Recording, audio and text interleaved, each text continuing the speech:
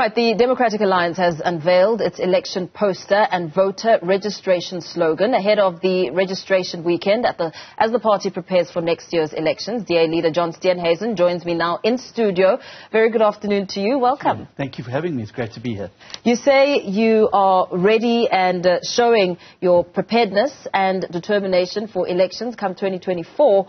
What are you communicating with these posters? Well, the posters are very, very clear that our country is on the brink of a major catastrophe, both from a financial and a social perspective, but we can pull it back from the brink. And it is a call to action for all South Africans that if we work together, we can rescue South Africa, but it's going to require citizens to be active participants in the efforts to save the country going forward. Yeah. And that will come down, of course, to the registration of voters, particularly given the high number of non-registered voters in the country. The youth vote, also a very significant chunk of that, as you try and get people to come and make their mark. How are you addressing that? Yeah, absolutely. I mean, 13.65 odd million voters of eligible age that are not on the voters' roll, large part of those 18 to 35-year-olds.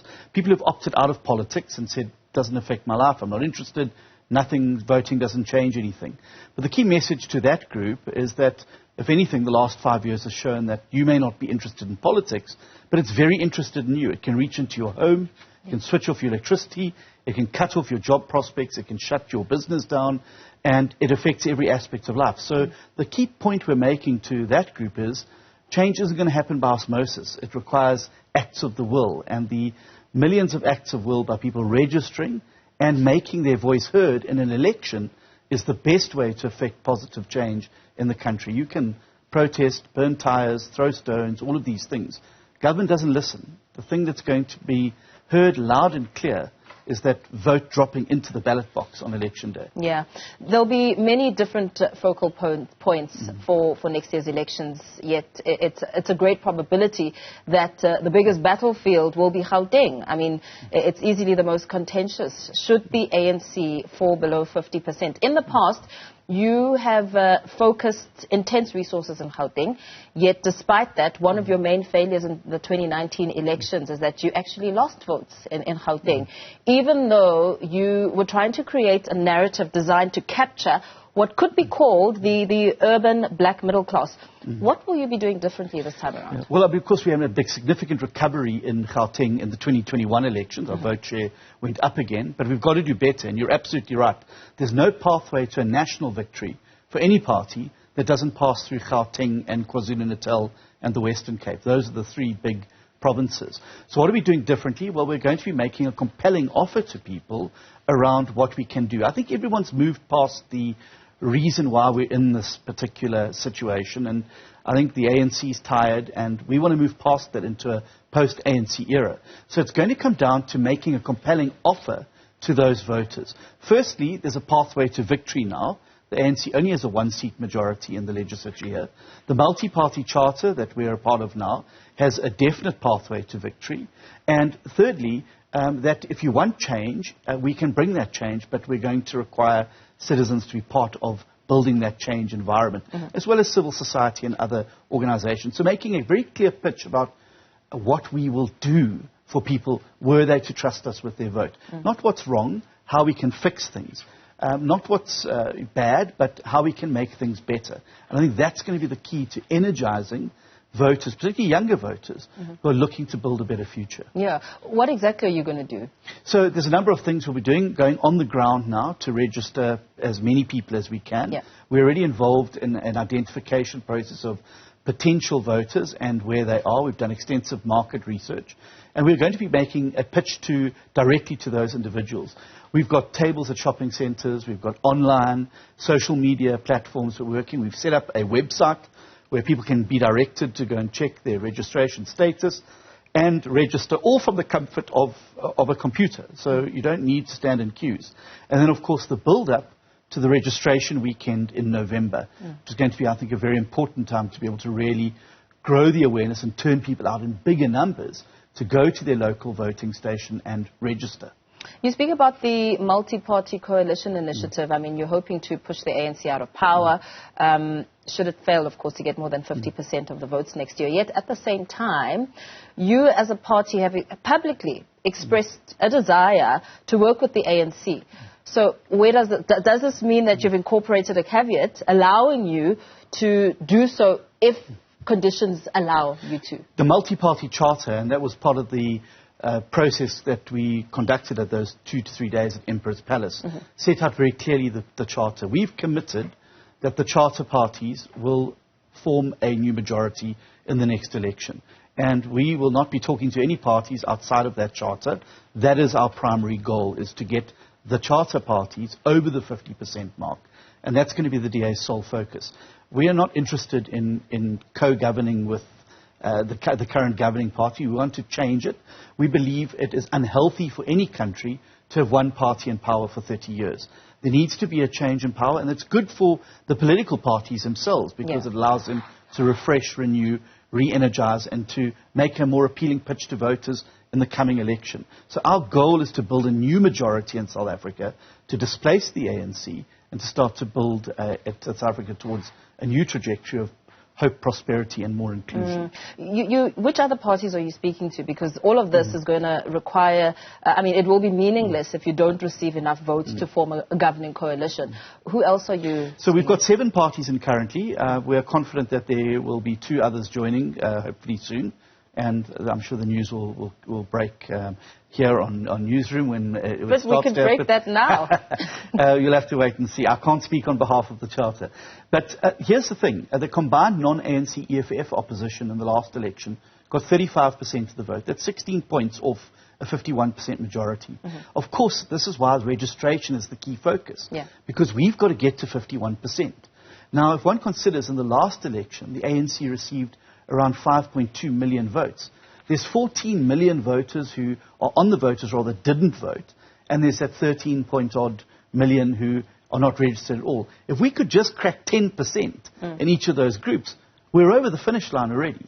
And that's why registration is going to be the big game in town, and whether we can get a differential registration amongst opposition parties versus governing party voters coming out or potential voters to register, then we go into the election with that significant advantage in hand to be able to really challenge for power. Okay, I know you don't want to talk about the name, the 2 parties, but in terms of characteristics, I mean, what do they embody? Well, all parties part of the Charter have to subscribe to the core values and principles. We will differ on peripheral matters and matters that really are not central to the big problems, I believe, in South Africa. But we all share the core values of respect for the Constitution and the rule of law, a social market economy that treats business and the private sector as partners in the growth agenda, a zero tolerance for corruption, building a capable state free of cadre deployment, and building an inclusive economy that's going to lift people out of poverty and into opportunity.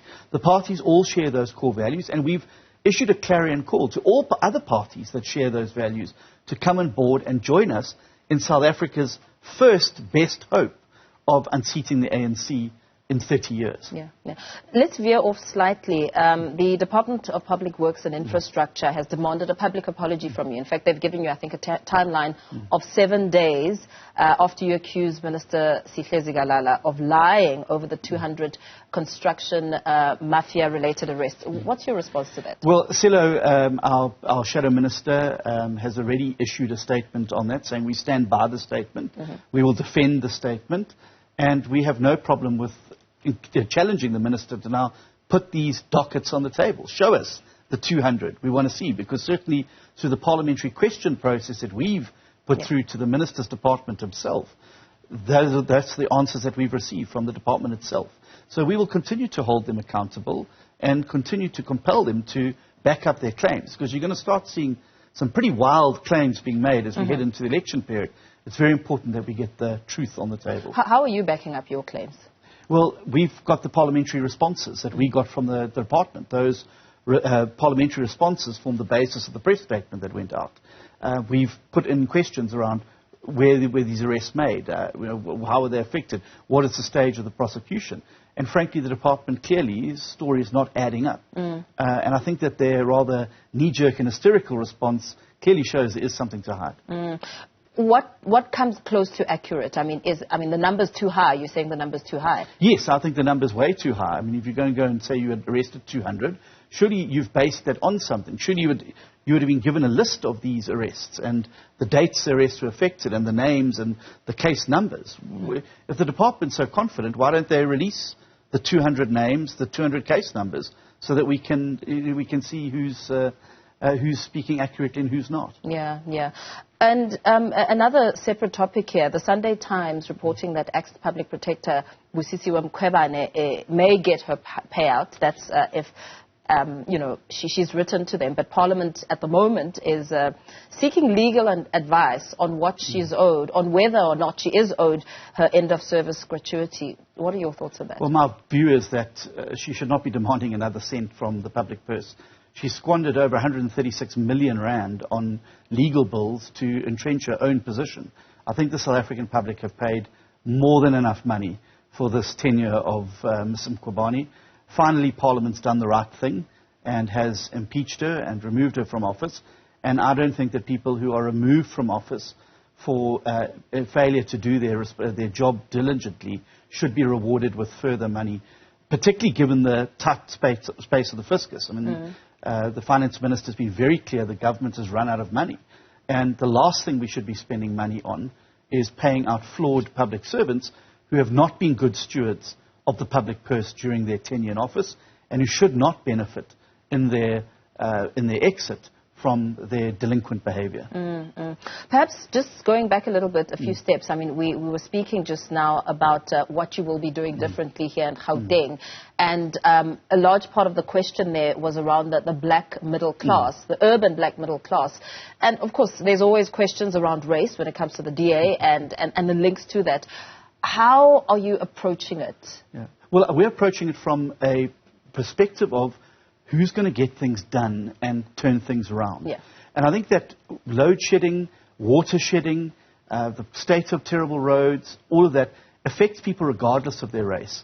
The solution lies in electing parties and public representatives who are going to get the job done and to turn it around. And wherever we've been given a majority to be able to govern, we've been able to act to be able to turn these things around. It doesn't matter if you are black, white, Indian or coloured.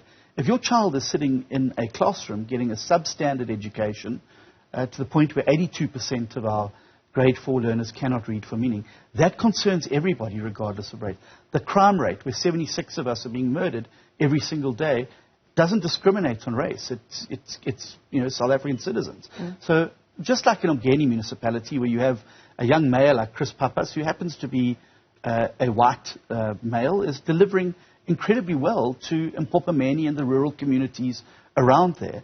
And I think South Africans are moving past the whole notion of what the colour of the person is and who's actually going to put water in my taps, electricity in my home and my business, who's going to keep me and my family safe, and who's going to make sure that we're spending the money on the people and not the politicians.